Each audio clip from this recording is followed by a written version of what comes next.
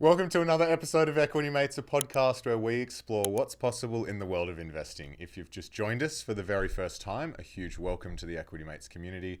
My name is Bryce, and as always, I'm joined by my equity buddy, Ren. How are you? I'm very good, Bryce. Very excited for this episode. Always excited, always keen to learn.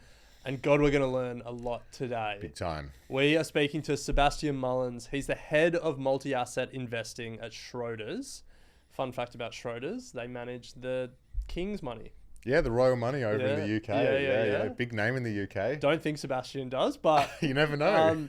But look, I think the context for this interview is just we have lived through some head-spinning times, really just to start 2025. Yeah, in the last month. It's impossible to keep up with the economic news that's coming out, the geopolitical news that then has flow-on effects to the economy. Obviously, a lot of it starts with the new president. Yeah, getting whiplash. Yeah, but that's obviously not all that is going on. And so why we wanted to speak to Seb is he's a multi-asset manager at Schroders, which means that he invests across asset classes and globally as well. So if we wanted to try and understand how we should think about everything as investors, he's the kind of investor we want to speak to. He's the guy. So with Seb today, we're going to cover the macro and what's going on across the globe, and then more importantly, how that actually translates into an investing strategy across all of the different asset classes, pick his brains on portfolio construction, and then understand from a product point of view how Schroders are bringing their funds to market in order to help us as retail investors get access to some of these investing opportunities. And we should just say, before we get into it, a massive thank you to Schroders for sponsoring this episode. The support of partners like Schroders helps us keep all of our content free, so we do appreciate the support. Without further ado, let's do it. Seb, welcome to Equity Mates. Thanks for having me.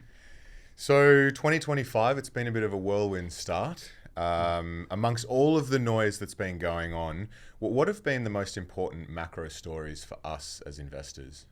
Well, I think the tectonic shift that's going on beneath the surface has really been inflation. So you can talk about that this year, or probably for the next 10 years. And that's been a big shift because most investors haven't really been used to it.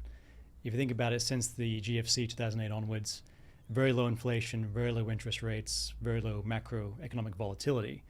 So while the reasons we had inflation recently, COVID, supply chains, Ukraine war, you name it, have all dissipated, the genie's really out of the bottle. And the reason I call it a tectonic shift, is because effectively the last, say, couple of decades, a lot of the reasons we had disinflation are sort of turning the other direction. So I don't want to spook everyone saying 1970s or something like that, but some of these big picture themes are starting to reverse. So, people say regime shift lightly, but this is really a regime shift. So Seb, you're saying the one rate cut that we got it wasn't us solving inflation? No, definitely not. But I mean, you think about sort of cyclical inflation, structural inflation, right? So if you think about the US, they struggled for a decade and a half to get inflation up to 2%. Within the next decade, they're going to struggle to get it down towards 2%. And the reason I say that, talking about news and everything else, but these big picture themes that are changing, globalizations went to one extreme, now it's coming back. You had COVID sort of illuminate that. You had just-in-time manufacturing. Now it's like just in case. We need some redundancies just in case we can't get our goods from overseas. That's in the corporate's interest because you can't make money if you can't sell things they don't have. And it's also in, I guess, government's interest because of national security. We had no PPE gear in Australia because it came from China. China shut down. So you're seeing this move away from this sort of mass specialization, or I should say niches like Taiwan makes all the chips. That's really cheap, but it's a problem if it's next to a superpower that might be an ally or an enemy. So moving it to say the US is a fiscal imperative, a government imperative, but they're over budget, the chips aren't as good, and when you pay more for something that's worse, that's inflation. You've seen society say, enough's enough. You've had wage share collapse since the 70s, profit share rise to all-time highs. That leads to populist governments coming in. So Trump shouldn't be surprised when that's the backdrop. We haven't gone to air before the election, so we haven't seen what happened in Germany, but AfD is looking more and more likely. Had Le Pen getting more and more likely. This happens because of inflation. This happens because you have these regime shifts when people say enough's enough. So that backdrop is a really big change, I think, to the macroeconomic landscape and investing as a whole. It's kind of scary now that you Well, there's some good news there. I mean, if you think about what that means for an investor, it's more exciting, one thing. But well, I mean, that we're going to talk about that in detail throughout this, but maybe just at a headline level, like why is that exciting for investors? well, think about it. When you have low inflation, from a top-down asset allocation perspective, equity bond correlation, everyone expects it to be negative. That's why you have a 60-40 portfolio or balanced fund. Historically, that's not been the case. Last 100 years, on average, has been positive. So if you think higher inflation, that dynamic breaks down. You have to be more dynamic with your asset allocation, or think harder about what you put in those buckets. When it comes to being an equity investor, higher inflation, higher cost of capital, what companies can survive, strong balance sheets, who can pass the costs on to their consumers, who has pricing power, who has a good moat, who's going to win or lose from industrial policy or these trade wars going on. Being active matters again. So it's a more interesting time to invest. And I think the big shift is going to be, you've had fiscal policy being really tight the last few decades, monetary policy being very loose. That's going to flip 180 now. So strong fiscal policy and central banks around the world continually tapping the brake to bring inflation back down. So I think to finalize that, we've come from an age of abundance where money was cheap, zero interest rates, negative interest rates.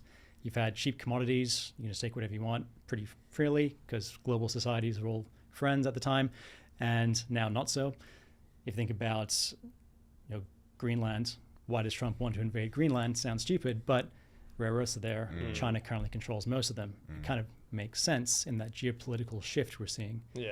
And people are asking for higher wages now. You've seen more industrial action since COVID than the decade before.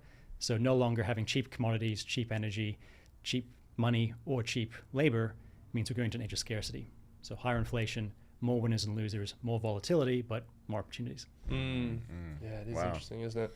Now, we want to zoom in on the US because at the start of the year, you wrote that the story of the year in 2025 would be a continuation of US exceptionalism. We're 6 weeks into the year, but it feels like everything has changed. Is that still your view? In terms of economics, yes. Because if you think about the US, we can talk about Trump later, but you've seen a very, very strong US growth outlook, right? You've had, let's call it 2.5 to 3% GDP growth for the past year or two, expected to continue next 2 years, above trend growth. That's been driven by consumption. So people spending their money to buy goods and services, which is far healthier than say here where it's been government spending effectively. So you've had good consumption. Real wage growth is still positive in the US, so they can continue to consume. Unemployment rate's very low at 4%. We don't see any reasons why unemployment should rise. Our recession models are all turned off. You normally fire people when your margins are getting squeezed. That's not happening. US corporates are doing fantastically well. US consumer also had delevered after the GFC. Again, unlike here, debt to GDP is very down. Household debt to GDP is down. Household debt to net wealth is all-time lows, meaning their wealth is higher than their debt. The amount of money they pay on their debt divided by their income, all-time lows for 40 years. So they can actually re-lever if they choose to. We're seeing banks ease lending standards. Trump's talking about bank deregulation. That could start a whole new credit cycle, which is a tailwind. Now, that might cause the GFC in 10 years' time, but for now, it's another positive for the US economy. PMIs are improving, manufacturing improving. I can go on and on and on. So US economy very strong. Trump, America first, turbocharges that. So American exceptionalism probably here to stay. The rest of the world before Trump was kind of limping out of a downturn. Very weak growth here, Europe, China, terrible stories coming out of there. It was looking like things are starting to improve, and they probably will continue to improve. But as they're getting off their feet, Trump's coming along to whack them with a trade war. So for us, more volatility there, but ultimately US exceptionalism should win out in that environment. Let's just hold on Europe and the UK for a minute, because you're right. Like, they've been boring, laggards. Not boring. Like, there's some interesting companies, but index-wise, like the FTSE 100 in the UK and the Stoxx 600 in Europe haven't been anything to write home about. But you look at them for this year, and the Stoxx 600's up like 9%. The FTSE's up, 6%? And you're right. But then, like, the conversation around, these markets is like Britain's a basket case economically, and Europe's getting whacked by Trump. How do you put those two together, like the media narrative around these regions and the economic performance? Well, say first of all, zoom out. So even after the recent rally, still massively underperforming the US. Positioning was very, very underweight those countries, and there's been a bit of a short squeeze going on where people were very underweight Europe, now they're quite overweight. There's a new piece I think Bank of America put out saying falling in love with Europe again, which usually is the top, right? So that's been doing really well. If you go beneath the surface on the Euro stocks, it's been Germany, it's been SAP. So if you're thinking, I can't buy the Mag 7 in my European portfolio, I'll buy this guy, it's the same thing. That's pushed the market higher.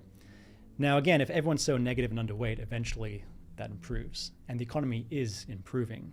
So you think Europe and the rest of the world can play catch up this year, but with a lot of volatility, because every time they stand up, Trump's going to knock them back down again. Now, the UK is a basket case. The index, though, might get in trouble for saying this, it's like one big sin stock. Oil and gas companies, tobacco companies, alcohol companies. So people haven't been buying those for whatever reason. But what do companies like that typically do? They return capital to shareholders. So having a re-rating is unlikely, but higher dividends, higher buybacks. The UK now has more buybacks as a percent of its distribution to investors than the US. Oh, wow. So the UK is becoming a buyback hub because of those dynamics. Not re-rating, but returning capital to shareholders. Wow. Now, Seb, you recently wrote a piece called Make Volatility Great Again with reference to how Trump's policies will impact markets. I guess with reference to some of the specific policies that we're seeing coming out now and a lot of the executive orders, how do you see the Trump 2.0 administration really impacting the macro environment? Well, I think first of all, volatility is back because Trump's unpredictable. Yeah. Like we were saying offline, every day he tweets, I shouldn't say tweets, sorry, he posts on Truth Social. Yes. Some half-truths or non-truths. But he comes out with new policies every day and it takes us in blindsides a few of us, right? So volatility is back in terms of his own thinking. So I don't think he's figured it out quite yet. And then the market's reaction to that. But if you take him at his pure core of his policies, there are two main camps that he's trying to do. One is pro-growth, tax cuts, deregulation. That's all great for growth and for equity markets. The other side is protectionist policies, tariffs, immigration. It's focusing on those two. Those are more inflationary, right? So the joke I have on the first camp is you only benefit from tax cuts if you pay tax. So Google, Mag 7, they don't pay that much tax in America. So the smaller companies, the more economically sensitive companies, they should benefit from that, not the Mag 7. But ultimately, if you pay people more, they have more to spend, and corporates pay less tax, they have more to distribute in earnings. Deregulation, banking deregulation, we talked about consumers, they can relever, drill baby drill, deregulate energy companies. All that's great for growth and earnings. Societally, we talk about a different story, but in terms of earnings and growth, fantastic. On the protectionist side, obviously tariffs can increase inflation. One caveat there is though it's on the import price, not the total price. So if you import a good, you have your own overheads, your marketing costs, your own margin at the retail side of the end. So only about 40% of the good would be tariffed in that sense, on average. Yeah. There's also natural equalizers, currency devaluation, say hypothetically Chinese yuan falls, US dollar rallies, offset some of it. You take the made in China sticker off, whack in made in Vietnam. Some rerouting can help. And ultimately, either the exporter in China or the importer in America can see their margins get squeezed. So it doesn't all flow through to the end consumer, but somewhere someone hurts. Yeah. So that's inflationary or at least negative to either China or the importers. Immigration, there's less natural balances there. Now, I don't think he can physically deport 30 million people. We shall see. But what he definitely has done is limit immigration. Now, if you think about that, wage growth has fallen because new people have joined the workforce. You take them away, unemployment naturally goes down, wage growth goes up. Great for consumers, but that leads to inflation. Now, you could say Dodge might fire a bunch of government workers, but I don't think, someone in the Department of Education is going to go pick fruit tomorrow.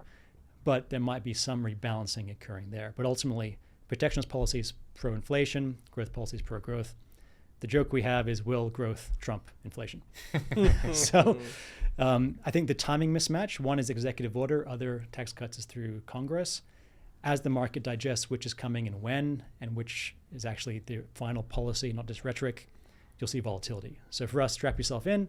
But again, volatility equals opportunity, so stay nimble. When you ask, will growth trump inflation? Like, isn't there a world where we get like heaps of economic growth and inflation as well? And so like from a nominal point of view, like the numbers are just off the charts. From a real point of view, we're still seeing underlying growth, but it's just like a really overheated economy. Exactly. So that's why we think then the Fed's sort of on pause, right? If anything, they might even have to hike next year. So that causes new types of volatility. that might cause, again, interest rates to go up, so then cost of capital to go up, squeezes consumers, squeezes corporates, could lead to a slowdown. So it's one of those things where higher inflation leads to potentially slower economic growth. But for us, again, we're not saying going back to 1970s inflation or even the 8-9% we saw in the US just 2 years ago, right? If we're having 3% growth and 3% inflation, that's fantastic for equities. That 6% nominal growth, that's going to deliver in earnings. Winners and losers again, but that's not too bad. But I think the market trying to digest what's coming first and what's not will cause volatility. Everyone priced in the positives of Trump. Day 2, he hasn't tariffed China. There's no more tariffs. It's like, come on. He came to power based on those policies. He's going to do them. He just has a sore wrist from signing all those executive orders, right? He needs to wait a few days. And now we're having the tariff talk again. So as the market digests those two, I think there's going to be volatility, but ultimately U.S. growth will be strong. Rest of the world probably will suffer, but improve compared to last year. Yeah. Now, the other element of the US economic situation that we want to ask you about is their debt levels, because the story towards the back end of last year was that bond yields were actually going up even as the US Fed was cutting, and there's been a lot of concern about the levels of US government debt. I think as a line item now, interest payments are like the 4th biggest item on the US government's budget. So how do you think about that, especially as a multi-asset investor and you're thinking about your fixed income allocations? How do you think about the risk in US government debt? First of all, we don't like the back end of US bonds for that reason. So higher fiscal deficits usually leads to higher bond yields. Even high growth and inflation we discussed means higher long-end bond yields. So we're staying away from the back end of the curve, first and foremost. But I think the interesting part about that is what is the limit to government spending? We made the case earlier about fiscal stimulus being an imperative, doing all these supply chain shifts, et cetera, spending more in defense. All those things need to be done. When does the market sort of pull you back in order? Like when's the Liz Truss moments happen in the UK, right? When does that happen to the US? Now, it's hard to say when you're the world's reserve currency, most liquid global bond market. You have buyers that have to hold your bonds, there's nowhere else to put them. Harder to say there, but naturally higher interest rates, higher back-end curves, I should say. When is it unsustainable? Hard to say. There's the famous Reinhardt-Rogoff model that turned out to be the most expensive spreadsheet error of all time. They forgot to drag down a formula. Oh, no. That was the entire basis of European austerity. So again, oh my God, really? most expensive spreadsheet error in history. So that, because that's been discredited, no one knows when the natural limit of spending is. What debt to GDP level is too high. Wow. Famously, JFK asked James Tobin, famous for many things, but Tobin's Q being one of them, what is the actual limit to fiscal spending? And his response was inflation. So you can keep on spending until inflation gets too high. Now, if you do have that moment where bond yields back up, what can governments do? Well, you can buy your bonds back. So you can do QE, yield curve control. Those are some things you can do. So I guess the worst case scenario is, according to current budget forecasts, 2053 debt to GDP in the US, 200%. If you have yield curve control, let's say the Fed buys all the bonds, that just puts you where we are right now in Japan. Their bond market, 230% debt to GDP. BOJ owns 50%, if not more, of the JGB's outstanding. So that's the worst case scenario. That's not Venezuela. That's not having riots in the streets. That's just probably low growth and stagnant activity. So no one knows. But for us, stay away from the long end of the curve, prefer inflation-linked bonds, prefer other countries to buy our duration risk in, to answer your question. Yeah. Now, Seb, before we move to how this all translates to actually investing and creating portfolios, how do you see the macro landscape here in Australia? We've just had a reduction in interest rates, which everyone's pretty happy about, but what's your sort of longer term view? So same to the rest of the world, so stumbling out of a slowdown. So you think about our GDP, let's call it around numbers, 1% last year, which is pretty weak. It's the worst since, if you take COVID out, it's the worst since the 1991 recession. If you include per capita, so take immigration out of the equation, it was minus like 1.45. So very, very weak growth, led mainly by government spending. So immigration plus tax cuts, subsidies, infrastructure spend helped keep growth afloat, but pretty weak. Now that's improving. So you've had you've had a rate cut come through. You're seeing spending increase. You're seeing household spending on discretionary improve. You're seeing business loans pick up. So again, there's a business cycle starting again. So it's improving. Things are looking pretty good. A few rate cuts come through. Economy looking relatively okay. We expect growth to be around trend this year. So without any tariffs coming our way, because we're not Europe or Japan, we should be able to recover quite nicely here. Nice. Good. That's And some. then there's house prices. Yeah. So, Seb, you run multi-asset portfolios, and we want to unpack a number of elements there. But let's just start by defining, like, what is multi-asset investing? Good question. So I guess for us, our objective is to deliver sort of absolute returns over a market cycle. So deliver positive returns, usually with lower risk and lower volatility than other asset classes or funds. But it's quite different from, say, an equity manager. Their job is to pick the best stocks and outperform a benchmark. Ours is to deliver you an absolute return through a cycle. And we do that by investing in everything. So we can buy equities, government bonds, corporate credits, currency, commodities, alternatives, you name it. We're trying to deliver a return throughout the cycle. So to give you an example, one of the main funds I run, Schroders Real Return Fund, that is on offer as an ETF on the ASX. It's called GROW, G-R-O-W. That objective is to give you CPI plus 4 to 5% returns. So again, inflation-linked returns with low volatility and lower drawdown. Now, how do we do that? Again, we allocate to different asset classes and different asset prices throughout the cycle. So we have to think about every day, what is the best forward-looking risk return for each asset class and allocate accordingly. Now, I can go through our process in lots of detail, but I don't want to put your listeners to sleep. So I guess if you dial it down to or distill it to a very simple strategy, we call what we do the VCL framework. So value, cycle, and liquidity. So value, terrible timing tool, but it gives you an understanding of where opportunities lie or where the risks lie. So how much equities do you want to have if they're very expensive or very cheap? Even within asset classes, relative value opportunities, does this currency look cheaper than another currency? You can do a pair trade there. So value is very important, but terrible timing tool. Understanding the cycle is quite important. We talked briefly about inflation, what we see US growth compared to European growth, etc. That tells you where to invest, but also tells you how much risk to take. So if you're heading into recession, you shouldn't be dialing up your risk, you should be paring it back. If you're heading into recovery phase, go all in. It also tells you where to take your risk. Should you be in small caps right now if you're at the start of a cycle, or should you be tilting towards quality companies if you're heading towards a slowdown? So how much risk to take, where to take your risk, and what type of asset classes to hold is very important in that cycle component. And then finally, L, liquidity, sort of a catch-all, monetary policy, fiscal policy, sentiment, positioning. That helps you with the shorter term timing. Like maybe a market's very expensive, like right now, for example, in the US, very expensive, very positive cycle, but everyone's all in and very, very exuberant. You might want to take a bit off the table, wait for a pullback in positioning, then reallocate again. So VCL brings a big picture, 10-year view of valuations down to a daily view of where people are positioned, and that's how we allocate between asset classes and portfolios. Wow.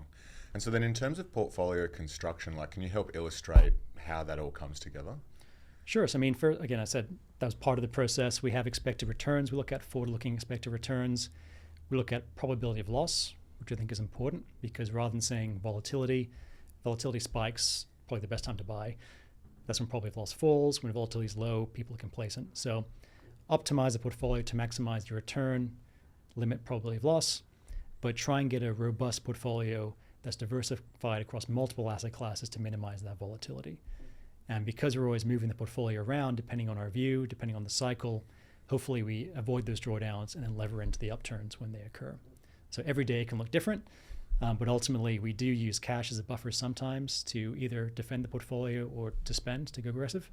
But right now, for example, we probably have around 40-ish plus % in equities, mainly US equities, a large chunk in different types of credit markets, and some commodities and different currencies helping select the portfolio. Interesting. And then how often are you rebalancing or changing your asset allocation? Like you said daily a few times there, but I assume it's not a daily process. No, so I don't want to give the idea that we day trade, right? That's a terrible thing to do, unless you're good at it, in which case go for gold. But for us, our process is here's our view. If the market oscillates wildly around that, we can profit. So just to give you an example, again, using that fund as an example, we were very bullish on Australian government bonds. At the time, if you look at futures market, the first rate cut was expected to be in August. only 1.5 rate cuts this year. We thought that's underpriced. So we bought a lot of front-end Aussie bonds, 3-year futures, for example. They're more tied to interest rates. That then jumped forward to more recently after the inflation print to being a cut in February is 93% chance, and 4 rate cuts were priced for this year. We went, well, that's done. That's more than we expect. Let's take profit and move on. So we made money on our view. Our view hasn't changed. In fact, it came true almost, but we profited before it even came to be a reality because the rate cut was only a few days ago. So as the market moves around your view, you can profit. More structurally, though, when you have big turning points, that's when you do the big calls. So again, using the real return fund example or grow as an example, we were very bearish at the end of 2021. So think about why. Valuations were stretched, the cycle was turning. We have a top-down earnings model in the US that showed earnings collapsing in 2022 from a standpoint of being in 2021. Our cash rate model suggested 5% cash rates. Thought it was broken, turned out to be 100% correct. And Powell was telling you, I'm going to hike and I'm going to do QT. So we de-risked aggressively. We raised cash to around close to 50% of the fund. Now, the reason we did that is because within inflation environments, we discussed our inflation views, we're talking about that for years now, you don't want to hold bonds to offset your equity risk. You need cash, you need commodities, you need US dollars. So that really insulated the portfolio. Our drawdown during that time was about 1/3 of equities and bonds. If we had a 60-40, we'd down like 30%. We're only down like 13 at the time. Nice. So having that dynamic asset allocation really helped us. Now, getting out's one thing, getting back in is the other part, right? So jump forward to September, we're saying, okay, our inflation forward-looking indicators are rolling off, knocked back to 2%, but the peak is in. Cash rates were pricing in a 5% terminal rate already, so tick that box. And we thought, okay, during a recession or during an inflationary period, P's go to say 14, 15 times, earnings recession down 15 times, never happens at the same time. Let's call it 15 down on earnings, 16 PE. That gets you to 3,400 in the S&P. During September, we got to 3,500, close enough tick. Then the market rebounded 3,600. Okay, a nice return there. We'll start to invest. We bought back lots of equities and bonds, credit I should say, got rid of our cash, September, October 22, and that was the bottom. Yeah. So again, using that dynamic asset allocation, using that VCL framework, getting out in time, getting back in time. That's not going to happen every day. Yeah, I was going to say, you've nailed the timing on both ends there. Those are the big picture things you want to get right. When you can't get to your returns because the market's collapsing, defend your downside. More normal environments, more like that RBA example I gave, finding opportunities, finding mispricings and profiting from them as volatility is back again. Our process works really well in this new environment, or should I say the more normal environment post the GFC anomaly. So I'm interested in that process there, because the way you've just described it, you made it just seem like it was just obvious. It was like, you had all these indicators in 2021 and it was time to get out. But like, I think if people go put their minds back in 2021, like a lot of like investment banks and like, Wall Street, they weren't saying, all right, it's time to get out. They were saying like, this is as good as it's going to get. And, that things are going to the moon. And, it wasn't just idiots like us on podcasts saying things are good. It was like the biggest institutions in the world.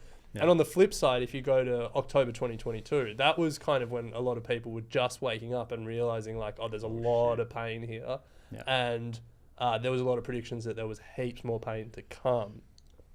So are you purely looking at like your internal, models and metrics, or like, how do you clear out all that noise that surrounds the financial industry?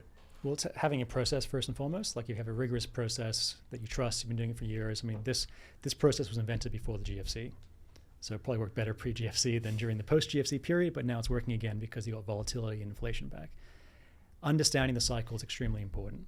Understanding valuations and that probability of loss metric I mentioned is very important. Now, to answer your question, I think you answered your own question. If everyone's saying to the moon, that's a pretty clear signal that you should start to de-risk. Mm-hmm. We were saying recession's coming. Obviously, it didn't happen in the end of the day, but we were saying that at the very end of 21, start of 22, everyone laughed at us until they all agreed with us. And that was also a very interesting buy signal, because when everyone's panicking, everyone thinks they're de-risking. That's usually the bottom. Mm-hmm. That's why having that final part, liquidity, sentiment, positioning, really helps you understand where you are. And that was a clear washout in positioning and sentiment at that time. Now, the other thing we don't talk about much is there was a the pension crisis in the UK occurred around that time as well. And you saw some metrics of liquidity improve around the world. So central banks weren't saying we're taking our foot off the brake, but the underlying dynamics of money showed you that somewhere people were actually putting money back into the system to prevent that occurring in, say, the US. So liquidity was improving, positioning was all washed out. We got to our buy target. We also had our earnings model pick up again. And because we work at a global firm, we could pick up the phone, talk to our global head of equities, saying, what are you seeing from the bottom up? Are there any signs in corporate earnings that a recession is coming? And they were saying, no, everything looks great. So our macro models plus his insight from the bottom up helped us get confidence that then was a time to reinvest and buy. So you've nailed the timing in 2021 and in late 2022. And so the obvious question is, how are you positioning it today? I think earlier you said you're in 40% US equities. So you're not taking your chips off the table right now. No. So, I mean, we can do sophisticated things in the portfolio. So right now, for example, our macro case is very strong in the US. I mentioned that already. Yeah. Valuation's a stretch. We can debate that a bit later. But sentiment is very strong. Positioning is very strong. So that could be right. But typically, there's a pullback. And everyone's pricing in all the good things about Trump. Everyone's forgotten that he's actually going to go to, do reciprocal tariffs on everyone. That could start something. So for us, we think now's time to put some protection in place. We can buy put options. I don't want to scare your listeners. Options sound scary, but effectively, it's insurance. And it's very, very cheap to buy that right now. So if you have a discount on your insurance for your house, you probably go and buy it, right? So we have put options in the fund, 10% of the fund. If the market falls, we're naturally protected because of that. So finding opportunities when they are attractive to us, that's what we have. Now we have sold some credit to raise cash. If you have a pullback, we can redeploy that cash into equities based on our view. But right now we're sitting there with a bit of protection on and a bit of cash buffer, just in case we get some wobbles along the way. Now, Seb, you have a couple of listed ETFs. You've got ALPH listed on the ASX and then High listed on CBOE. High is your high-yielding credit fund and Alpha is your equity alpha active ETF. What are your, I guess, views on the specific asset classes there and where are they in the cycle? I guess, from my job, top-down multi-asset, we try and see where do you want to allocate to. So based on our views, again, those are two different teams, so I'm not, plugging my fund. Our views on equities is that we do believe equity is the place to be. Higher growth, higher inflation, better for equities. So equities are our preferred asset class. Within that, we discussed U.S. equities. So call it, we prefer global over Aussie. Yes, U.S. is expensive, but obviously you have the Mag 7 in there. But Australia's not cheap either. I mean, we're the third most expensive country, US, India, than us. CBA-P's ratio is higher than Google's. Yeah. So is Google expensive or is CBA expensive? European banks are around 10 times P ratio, right? So expensive, yes, but there's a reason why it's expensive. We believe you should start to take some chips off the table of the Mag 7 because there's going to be winners and losers, right? When DeepSeek came out, NVIDIA got hit, Microsoft got hit, but Google, Apple, and Meta rose on the day. So there's no more everyone wins in this AI race. There's winners and losers. So we think moving away from passive towards active makes sense. So we actually had more passive allocation to US equities. Now we're using our internal team, the fund you mentioned, having that active allocation to pick the winners and losers. Overweight and underweight some of those Mag 7. Allocating to banks in the US, for example, because they're doing well, or should do well under the Trump administration, buying more industrials that have links to those industrial policies. So being more active, finding the best stocks in that universe is quite attractive to us. And we thought it was so attractive, we would list it to everyone else to invest in. So we listed that in Australia. The track record is more than 20 years old, but being offered in Australia only recently. ETF, as you mentioned, is ALPH on ASX. That was listed a few weeks ago, but now it's being sort of hard launched today. So we quite like that as an asset class. When it comes to other asset classes, I joke we like US equities over Aussie equities. When it comes to government bonds and credit, we like Australian bonds as opposed to US bonds.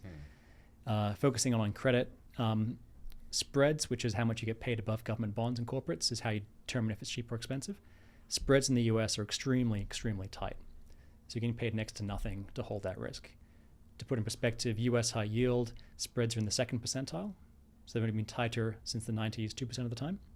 So I'm not suggesting they're going to widen, but it's very, very thin. You're not getting paid much to take that risk. US investment grade is about 6th percentile. So not as bad, but let's call it extremely expensive. Australia spreads are relatively wider. So they're around the 30th percentile now in terms of their own history. And in absolute spreads, you're getting paid more in Aussie credit than in US credit, despite us having 2 rating notches higher, so safer, than their index. I'd love to get paid more for less risk. So we really like Australian credit as an asset class. That's interesting that we're 2 ratings notches higher than US credit. I just would have thought, like you think about the big US corporates, like they would have been as investment grade as you get, but no. Well, they issued lots of, it makes sense for companies to issue further down the credit spectrum, not in high yield, but say triple Bs, to optimize how much you're paying versus how much conditions you have in the debt offering. So sometimes companies like to issue further down the credit spectrum. Australia is dominated by high quality banks effectively, so we have a higher credit rating there. So while the overall index is higher quality and higher yielding, I should say higher spread right now than the US, within that space there are interesting components. So most of it's banks, but you can buy sub-debt, which is effectively tier 2s in banks, higher yield but not sub-investment grade, A- credit rating there, significantly higher yields than say the standardized corporates or banks. Within the corporate space as well, going down into that triple B space isn't well represented in the index. Those are your infrastructure companies, your utility companies, still very high quality companies, but they're paying a higher yield because they do have more debt because they're those type of companies. The good thing about them though, their earnings are inflation protected. So talk about inflation, I'd much rather have a company that's an energy producer or an energy transmitter that can pass those costs on to consumers, and they're paying me more to do that. It's a great investment. So what we've recently done, we've had a fund for over 20 years that picks those sub-debt, the tier 2s and banks, and also that triple B space to give you a higher yield than the average Aussie credit index. We call that the Australia Higher Yielding Credit Fund. It's not high yield, it's not sub-investment grade, but it's yielding around 6.5, say, right now, and it's all investment grade. So we like that. We allocate that in our portfolio in our multi-asset funds, but again, we've now listed that on SIBO, and that ticker is high, HIGH. So higher yielding, but investment grade offering. Nice. Yeah, so you've got 2 active ETFs on SIBO. You've got PAYS and High, and then you've got ALPH, which Bryce mentioned earlier, and then you've got Grow, which is also on the ASX. So it seems like active ETFs are part of the Schroders strategy moving forward. It also feels like you guys have secured a lot of the good tickets. Yeah, I was thinking that. How did you get... When I first saw Grow, I was like, you guys did well there. Yeah. So is active ETFs, is that a big part of the focus moving forward? Well, our focus is always obviously just creating great funds that we sell to our clients. So we have our whole unlisted suite that's still there. Everyone can buy those funds and they're high quality active funds. But we thought another way to access these funds is active ETFs. Now Grow, we had first mover advantage. I think we launched that in 2016. So it was easier to get. PAYS, which is similar to the real return fund. I mentioned the top-down asset allocation, all the dynamicism we use, but this is a income-only version. So no equities, no commodities, just income stocks. Better for a retiree or someone approaching retirement. Oh, so it's income stocks as well as Sorry, credit. not income stocks. Income allocation. Yeah. Sorry, my mistake. So you've got the higher octane equities multi-asset fund, then the no equity PAYS, high quality income, downside protection. Then we have the 2 other strategies you mentioned. One is global equities, alpha. The other one is high yielding credit pool. So we've got those 4 already. We're probably going to launch more this year, so watch the space. Nice. Hopefully ticker is just as exciting. Yeah, I know. You've set the bar pretty high. We've got one under wraps, which is pretty good. So it's going to continue the trend of having nice words that are our tickers. But we're very dedicated to the space, and we're hoping to bring our products to more and more people out there. Love it. Well, Seb, that brings us to the end today. Takeaway from today: volatility equals opportunity.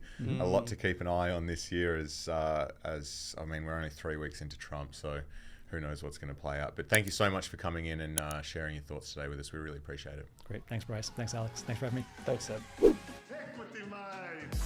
I will say this about investing. Everything you do learn is cumulative. What I learned at 20 is useful.